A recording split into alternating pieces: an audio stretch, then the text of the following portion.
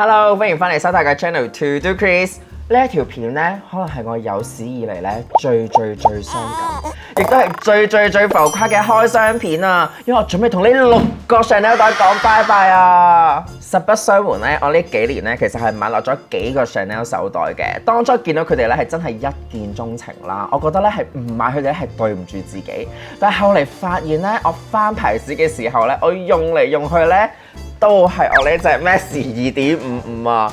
佢哋嘅出場率咧係0啊，所以最近咧我的起心肝，決定幫佢哋揾翻住好人家，等佢哋有用武之地啊嘛。加上上個月咧，我有個好朋友咧移居咗去曼谷啦，咁大家知啦，曼谷而家體感咧係成50幾度噶嘛。佢話咧一年四季都係背心短褲噶啦，就冇乜機會襯到靚衫嘅，所以咧佢就留低咗2個 Chanel 袋俾我，就託我幫佢咧去賣走佢哋嘅。啲人成日都話咧賣仔勿摸頭。Sorry， 我真係做唔到啊！呢一條片咧，我會為呢6個 Chanel 手袋襯翻個 total look 咧，留個紀念俾自己嘅。然之後就由你哋去做評判，喺下面留言話俾我知，我應該留定係賣呢6個 Chanel 手袋呢？如果你都想知道佢哋係邊6個可遇不可求嘅 Chanel 袋嘅話，就記得 like、subscribe 同埋撳埋我個鐘仔，然之後就開佢哋出嚟見大家啦！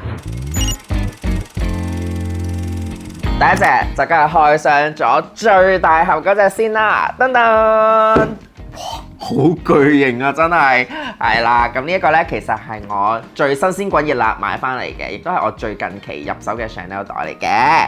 咁佢係咩呢？咁大隻，好誇張，好靚啊！而家咁樣睇翻到，噔噔。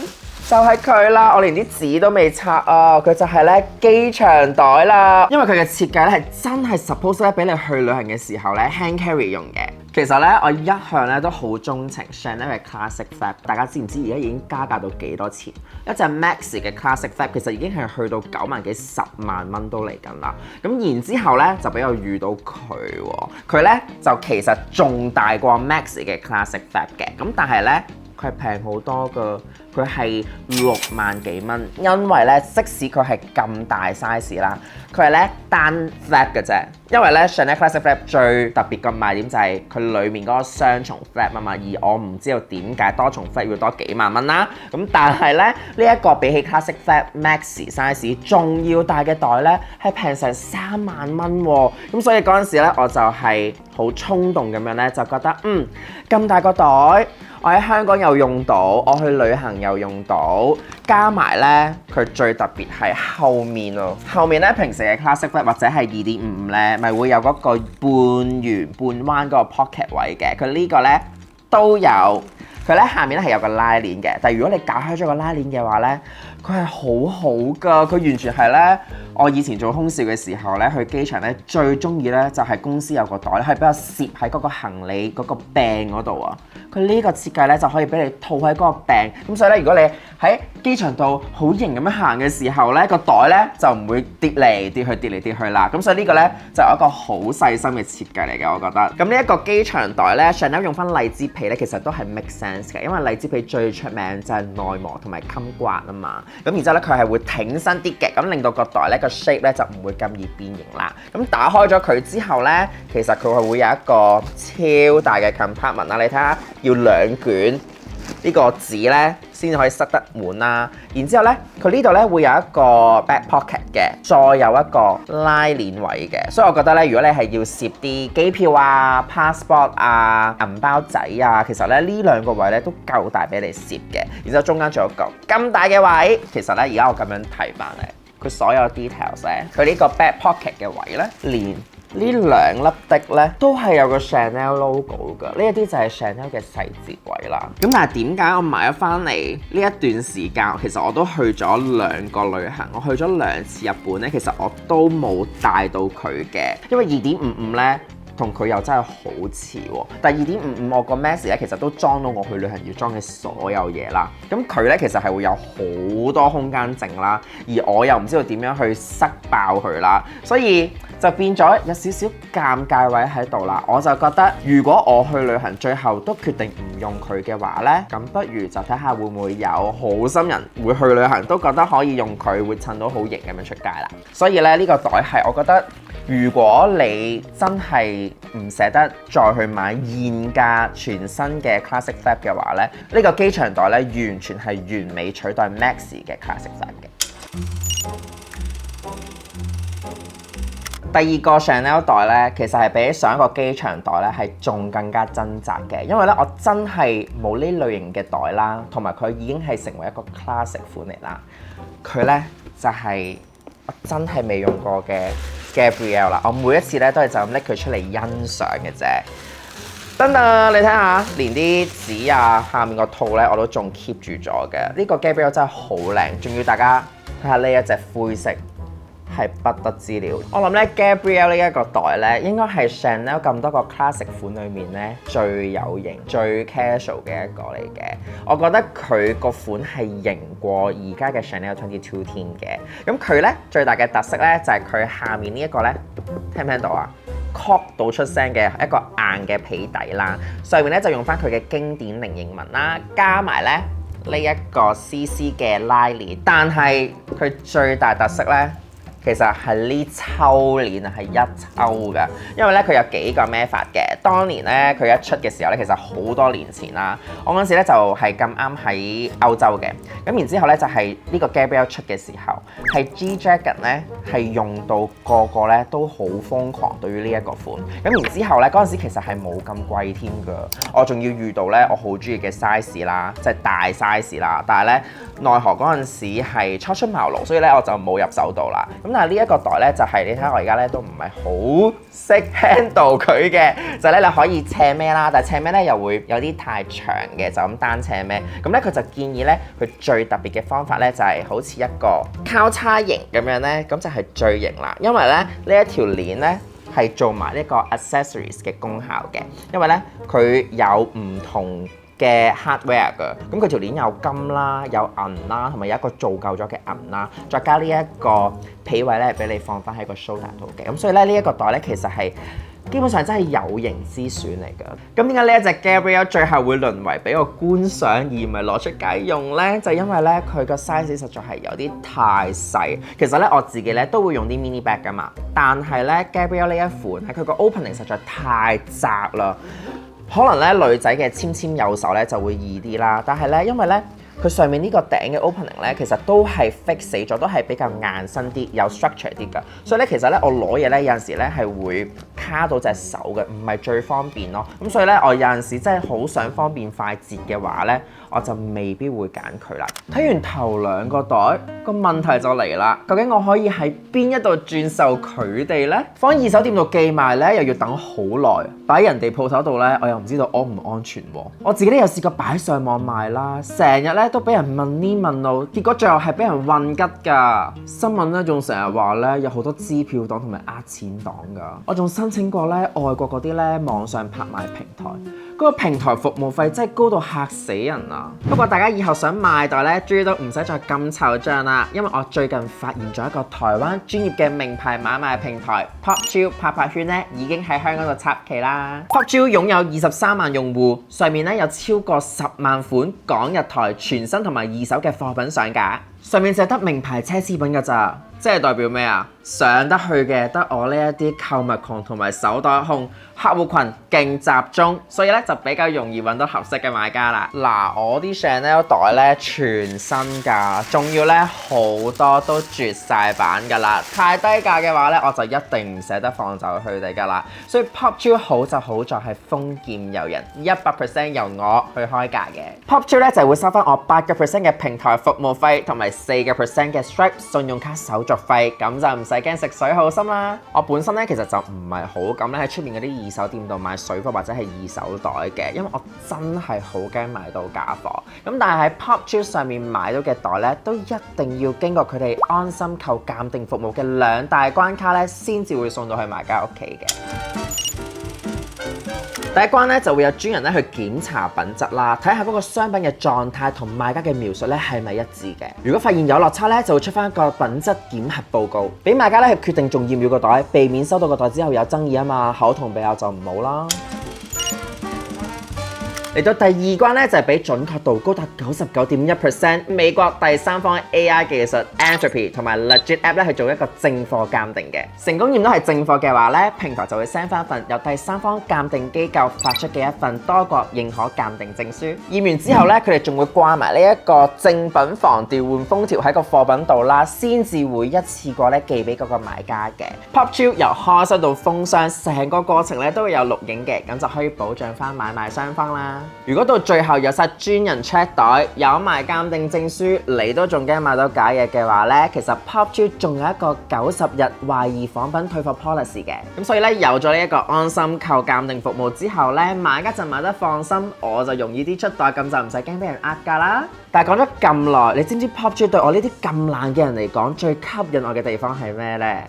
就係成個過程我都可以喺屋企度嘆住冷氣咁完成啊！我只需要 upload 5張相，打埋個產品 description 咧，咁成個過程咧我就搞掂啦。直接揾到買家落單到收袋驗袋咧，全程我都可以喺屋企摁腳等專人上門收件同埋派件嘅。而家咧仲要香港境內免運費添啊！咁就再冇藉口偷懶啦！大家快啲即刻 download Popchill app， 而家咧用埋我嘅專屬優惠碼 Chris100咧，買滿5000蚊就可以即時減100蚊添啊！以上所講嘅鑑定服務同埋免運費優惠咧係限時㗎，手快有手慢冇㗎啦。第三隻咧就係呢一隻啦，呢一隻咧個盒咧都好大，但係又冇第一隻機場袋咁大。咁我會買佢嘅原因咧係因為俾佢嘅 catalog 咧嗰個成個 total look 咧吸引咗，而我望住佢襯晒成 set 衫嘅時候，我又覺得好似係我平時會着嘅嘢，而我平時好似會襯到呢個袋喎，但我最後咧都係冇用到佢嘅，就係睇下同啱啱個機場袋幾似，同 Classic Flap 又幾似，就係呢一個好似公民款咁樣嘅公民袋啦，我就叫佢公民袋啦，因為咧佢比起其他嘅 Chanel Classic Flap 咧，佢呢一個位咧係直嘅。因為如果 Classic Flap 嘅話咧，佢呢一度咧係會有個彎位噶嘛，咁佢咧呢個咧平腳嘅話咧，我就覺得好似係 man 啲喎，好似冇咁女仔，冇咁少女喎。咁我覺得呢個款個 size 又好似啱啱好喎。咁但係呢一個咧係咁樣扁扁地嘅一個大 compartment 嘅啫。前面咧呢一度咧就會有一個細嘅 compartment 嘅。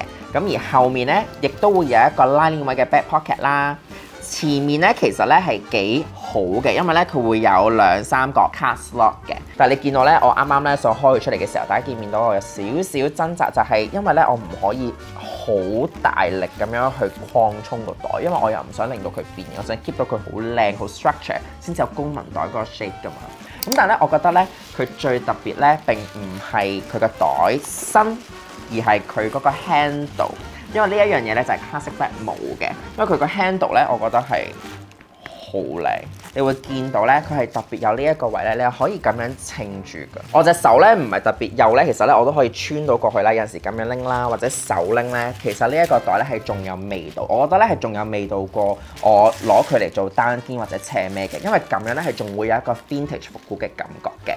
咁而佢咧，你會見到咧 stud 嘅呢個位咧，其實咧係一個好似有個金色嘅金屬片喺呢度啦。我又覺得令到佢咧更加有個復古風味㗎，所以咧我覺得成個袋咧都好靚㗎。同埋條鏈咧，佢比起普通嘅 Classic Flap 咧係唔一樣嘅，佢都係皮穿鏈啦，但係咧你會見到佢嘅 hardware 咧係粗好多嘅，加埋咧佢 shoulder 位咧係會有呢個皮位㗎，所以咧我都覺得咧係好靚㗎。即使咧佢短短地啦，但係如果我夏天唔係着得太厚嘅話咧，我都仲可以 cross body 嘅。但係點解我會決定同佢 say goodbye 咧？亦都係一個教訓嚟嘅，我真係要冚醒自己2巴，因為我屋企咧實在有太多黑色袋啦！我真係咧要提醒自己唔好再衝動消費，即使個 catalog 影得幾靚，個袋本身幾靚都好咧，我自己實在有太多黑色類近款。愛馬仕有幾個黑色袋，然之後咧 Chanel 有幾個黑色袋，我其他 brand 又有啲黑色袋啦。因為太多類近黑色 crossbody 嘅袋咧，我覺得令到我嘅 collection 咧係唔夠多樣化，好單一，有啲悶啊。所以咧，而我又覺得我隨手拿起會用到嘅袋咧，又未輪到佢喎。所以我就諗咧，不如真係將佢賣咗，同佢講拜拜，換翻錢，我可以去買其他唔同顏色啊、唔同款式特別啲嘅袋咧，令到我嘅 collection 更加豐富啊嘛。咁而我自己最後一個 Chanel 袋咧，就係呢一隻啦。呢一隻咧，我相信係好多女士們都趨之若鶩嘅。係邊一款呢？等等，大家見到呢一個 dust bag 就知道係非一般啦。佢係一個 classic 系列啦，冇錯啦。佢就係牛仔布嘅 Chanel Classic Flap 25cm 喎。其實我每次攞佢出嚟咧，我都仲係個心咧係會跳一下嘅，因為我覺得呢一個 Classic Flap 真係好靚，主要係牛仔布喎。大家都知啦，牛仔布其實係比起皮嘅話咧係更加難有㗎。佢嘅升值潛力咧其實係比起普通皮、荔枝皮咧係更加高，因為牛仔布咧係好少產量，同埋真係 seasonal，你遇到有就有，冇就冇㗎啦。咁然之後咧，我最中意咧，其實係呢一個袋裡面嗰個 double flap 咧，佢呢一隻藍色啊，佢呢隻咧好 deep、好 rich 嘅深藍色，我覺得襯埋呢一個深色嘅牛仔布咧係冇得彈嘅。呢個袋我覺得係一個幾乎完美嘅 Classic Flap 25cm 嚟嘅。咁佢咧雖然係牛仔布啦，但係咧就係同普通嘅Classic Flap 25咧係一樣嘅。咁你會見到咧前面咧都會有個 front pocket 啦，然之後咧個 double flap 咧呢一度咧就會有個 Chanel logo 突出嚟㗎啦，再印埋有個燙金嘅 Chanel logo 啦。中間咧就係一個25cm Classic Flap 嘅 compartment， 然之後咧中間咧就會有呢個唇膏位同埋兩個 back pocket 嘅，咁就俾你試下紙巾啊、card holder 啊。咁然之後呢一度咧就係一個好有特色，但係大家都唔會用嘅廢位啦，就係呢個俾你放情信嘅拉鏈位啦。然之後後面咧都會有呢一個半彎月嘅 back pocket。咁條鏈咧，佢係用咗呢一個咧比較 shiny 啲嘅淡金色金屬啦。然之後佢個皮穿鏈咧係用翻裡面嗰隻好靚好 rich 嘅深藍色嘅，所以我覺得成個袋襯出嚟咧係喺我身上係好襯好百搭嘅。但係點解我講到呢個袋咁正咁完美，我都忍心將佢放上 Pop Chill 咧？係因為咧25cm 條鏈咧，我有啲搞唔掂嘅，因為咧佢個鏈咧個長度咧，我淨係可以單孭嘅啫。有陣時如果我襯啲衫可能斯文少少，我會覺得太過斯文，佢冇咗牛仔布喺我身上，我想要嗰種型格 feel 啊！而且咧，我係想要一款咧我可以斜孭到嘅 Chanel Classic Flap 啊！因為咧，如果單孭嘅話咧，個問題咧就會有少少似我個 Constance 24，我就淨係可以單孭，就有啲局限咗我襯呢一個袋嘅 style 啦。咁同埋咧喺我心目中咧，我想要一隻最完美嘅牛仔布 Classic Flap 咧。係唔係呢個印花紋？雖然我都覺得呢個印花紋咧係好特別，同埋冇咁容易同人撞嘅，但係我心裏面最神級嘅牛仔布 Classic Flap 咧，係佢有嗰個車線位啦，脹卜卜嗰隻啊，所以咧我就決定放佢上 Pop Chill 睇下會唔會有心人啊。咁但係咧呢個我反而係冇咁大壓力，因為喺我嘅角度咧，其實賣唔賣得出呢個咧，我都真係冇乜所謂嘅，因為我覺得呢個袋真係好靚啦。我自己做一個珍藏嘅話咧，我拎佢出嚟睇我都覺得好開心。同埋而家咧 Classic Flap 嘅25咧已經加價到超誇張㗎啦！我呢個袋入手嘅時候咧，其實係6萬頭咯，所以我覺得自己係已經賺咗㗎啦。咁睇咧之後咧會唔會揾到一個咧比我更適合佢嘅新主人啦？最後呢兩個咧就我嗰個移咗居去泰國風流快活嘅好朋友留低俾我嘅孤兒仔啦。咁究竟呢兩個被棄養嘅 Chanel 袋係咩呢？我而家就開俾大家睇啦。我講咗呢一隻先啦，因為呢一隻袋嘅袋型咧係比較少見嘅，同我啱啱嗰4隻係好唔同嘅。咁佢係咩嚟呢？呢個咧應該都係比較新㗎。但係咧佢都係冇乜點用嘅，因為咧佢自己嘅最愛咧其實係22咯。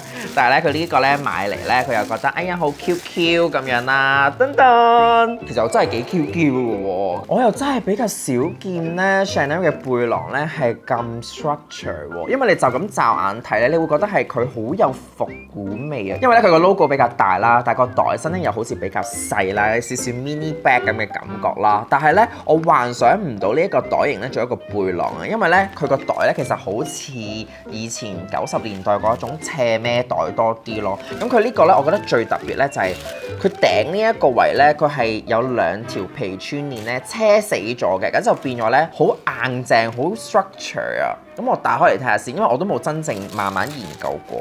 咁打開咗佢咧，佢係長形嘅，得一個 compartment 嘅啫。咁但係咧呢一個位咧，我覺得佢個 opening 都係窄咗少少，但係咧佢比起啱啱我嘅斜孭袋咧，佢就多咗呢一個伸展位咧係好少少嘅。咁佢後面咧，其實佢嘅袋裏面咧係做翻銀包咧 classic 裏面嗰隻朱紅色啊。咁佢呢個 Chanel logo 咧，佢就同我啱啱牛仔布嗰個咧係唔一樣嘅，因為牛仔布嗰個咧係 shiny 嘅 hardware 啦，但係呢一個咧佢係做夠咗一個復古嘅 hardware 嚟嘅，我又覺得幾有味道嘅。但大家睇下幾得意，我而家咁樣咧好似揸嗰啲軚盤咁樣啦。但係呢個咧其實係佢嗰個背囊嗰條帶嚟嘅，因為我係未試過真係孭上身啊，所以我唔知道咧我孭嘅話會係點。我而家試下拆出嚟睇下幾長先。如果唔係咧，如果太短嘅話，其實我都做唔到個背囊。應該係太短嘅啦，對我嚟講，可能咧呢一類型嘅假背囊款咧，我就會用嚟做一個側孭咯。佢買翻嚟擺明佢都係冇用過㗎，因為咧包住條帶嗰個紙咧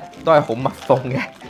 但呢個款我都覺得係幾特別嘅，即係如果唔想同人撞款嘅話咧，真係可以考慮呢一個嘅。噔噔，我可以試下咁樣帶咩出去做一個 shoulder bag，其實都可以嘅。所以咧，如果你係咧啲嬌滴滴啊、斯文啊，中意啲咧着啲學園風啊、冷衫啊、one piece 裙嘅話咧，其實呢一個袋係可以點綴晒你成個 look 㗎。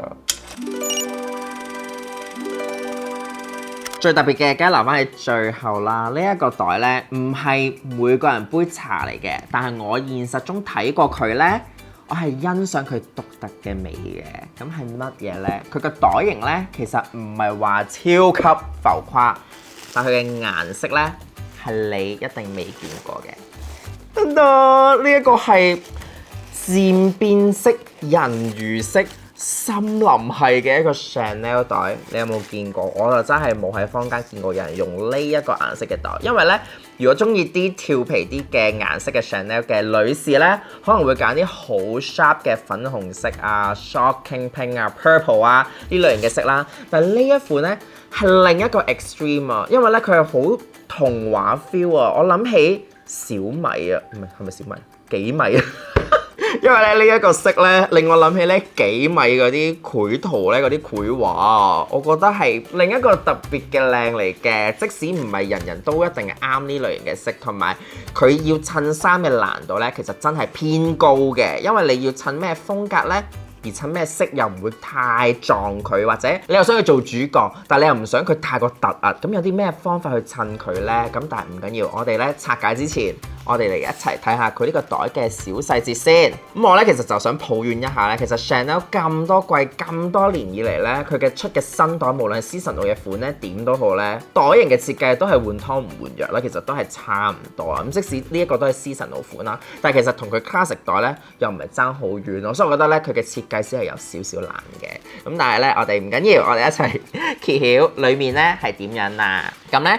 呢一個咧，反而咧，我覺得佢唔係有個 double flap 咧，係仲方便，因為始終細袋，如果你再加 double flap 咧，就係一個唔 make sense 噶嘛。咁佢咧就細細地啦，一個 mini bag。咁後面咧，咦，原來咧都有2個 pocket 嘅喎，一個就有拉鏈，另一個咧就冇拉鏈嘅。咁前面咧就冇 front pocket 嘅。大家打開咗咧，你睇下嗰個色同佢出面咧係好唔一樣。我唔知道個鏡頭咧capture 唔 capture 到佢呢一個咁特別嘅，因為咧出面咧佢係偏藍、偏綠、偏黃嘅，但裡面咧係偏紫啦、偏紅、偏粉嘅，所以我覺得係另一個 feel 嚟嘅喎，打開咗係另一個靚嚟嘅喎。咁但係咧，如果你問我嘅話咧，好似易襯啲咧，都係出面呢一隻藍綠色會易襯少少嘅。